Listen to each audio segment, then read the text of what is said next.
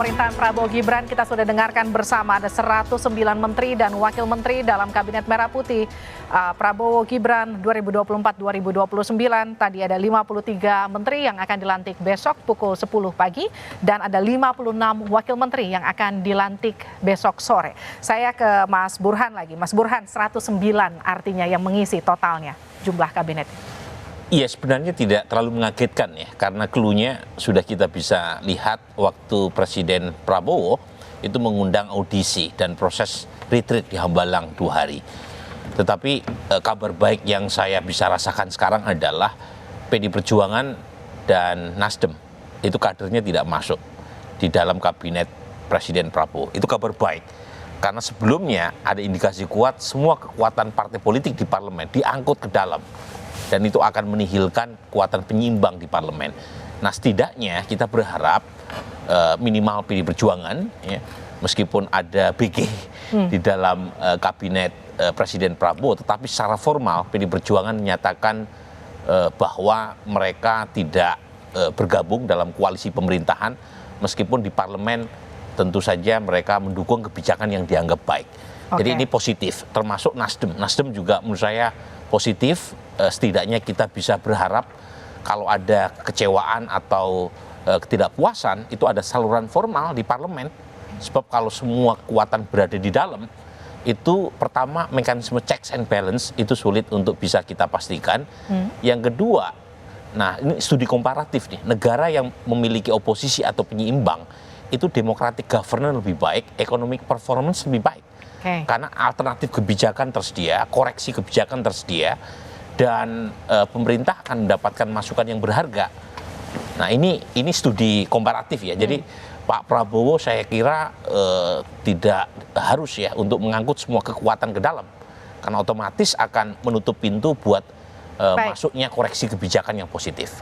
Itu kabar baiknya yang saya lihat dari pengumuman Pak Prabowo malam ini. Kalau dari sisi Mbak Tejo, bagaimana Mbak Tejo tadi melihat pengumuman?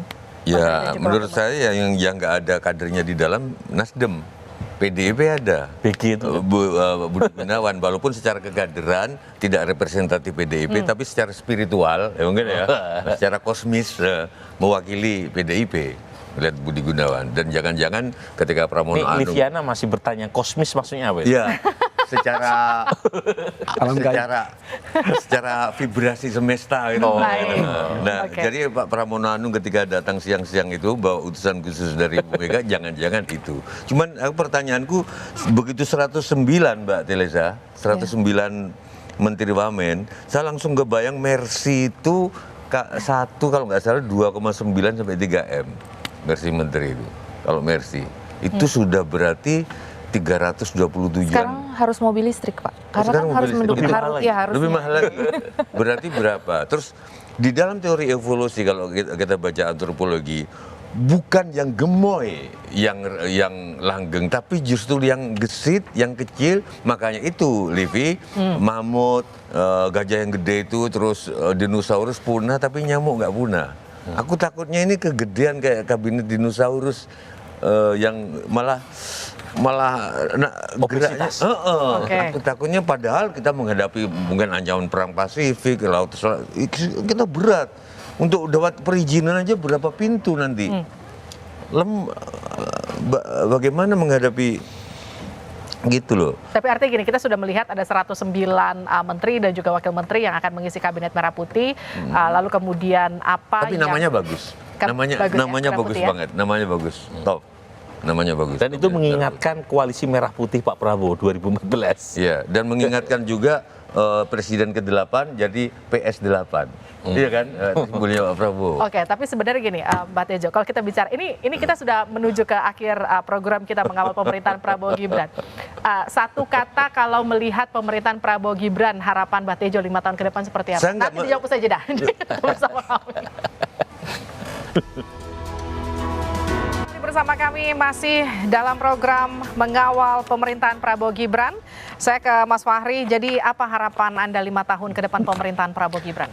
Iya, jadi mandat konstitusional yang sudah diberikan oleh rakyat kepada Pak Prabowo Kemudian tadi seperti yang kita saksikan, seluruh rangkaian konstitusional juga sudah selesai, ya, mulai dari pelantikan presiden sampai dengan insya Allah besok pagi dan siang, ya, pelantikan menteri dan wakil menteri.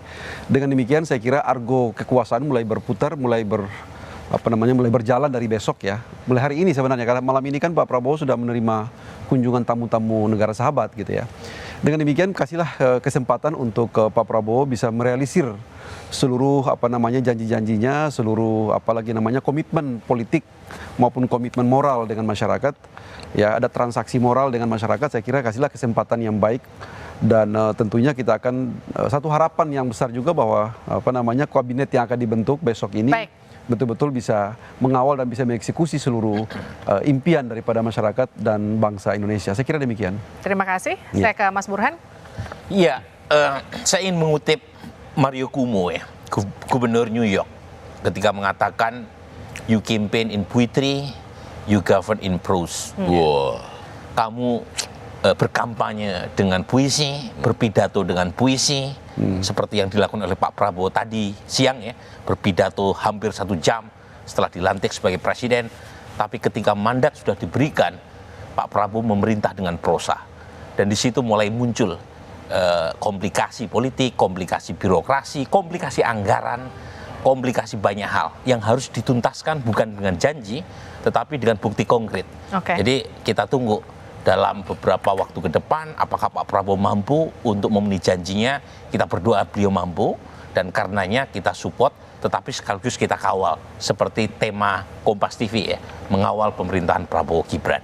Terima kasih Mas Burhan. Mbak Telisa silakan. Ya, setuju dengan Prof. Burhanuddin dan Pak Fahmi, ya. Tentu kita semua mendukung sebagai warga negara, tapi dalam jangka pendek tolong diselamatkan juga bagaimana kepada para investor, ya, membaca agar bahwa dengan lebih banyak kementerian ini nggak jadi nanti beban baru untuk Indonesia, tapi malah memang lebih baik momentum bagi Indonesia dalam jangka menengah panjang untuk keluar dari middle income trap, untuk lebih masyarakat yang sejahtera. Jadi market ini segera harus disecure juga karena ada rupiah dan lain sebagainya, bahwa mereka membaca, investor, ya, terutama membaca bahwa oh ini kabinetnya seperti ini, apakah akan membebani negara, itu harus segera dikomunikasikan bahwa tidak matter size-nya. Yang penting ada pembenahan institusinya di situ, ya, walaupun tadi dikatakan terlalu besar atau bagaimana, tapi kita yakinkan institusi ini memang bisa berjalan dengan baik, karena institution matters menurut Darren Acemoglu. Negara yang tidak gagal atau negara yang berhasil tuh institusinya harus baik. Oke, Mbak Tejo, harapannya untuk kabinet Prabowo Gibran. Kabinet Prabowo. Wakil Presidennya Gibran. Ya, harapan saya untuk Pak Prabowo tetaplah jadi idola Pak Prabowo, yaitu wayang Gatot Kaca, gonjang kanjeng langit yang gagah, dan tetaplah rakyat menjadi Semar yang tidak pernah menjunjung Gatot Kaca, tapi selalu mengkritik dan mengingatkan, selalu menakut-nakuti tujuannya untuk malah memperkekar dia, tidak menjadi penjilat. Terima kasih. Terima kasih Mbak Tejo, terima kasih Mbak Telisa, Prof. Burhan, terima kasih juga Pak Fahmi sudah bergabung bersama kami di program khusus mengawal pemerintahan Prabowo Gibran. Saudara, memang prosesi pelantikan hingga serah terima jabatan sudah selesai, sumpah presiden dan wakil presiden juga sudah diucapkan, kabinet merah putih sudah diumumkan, besok kabinet ini akan dilantik. Selamat bertugas Pak Prabowo dan Mas Gibran serta seluruh menteri dan juga wakil menteri yang akan dilantik besok. Kita tunggu pemerintahan yang baik, bekerja untuk rakyat dan membawa Indonesia lebih maju ke depan. Demikian program khusus mengawal pemerintahan Prabowo Gibran. Terima kasih sudah bersama kami di Kompas TV. Saya Liviana Cerlisa. Sampai jumpa.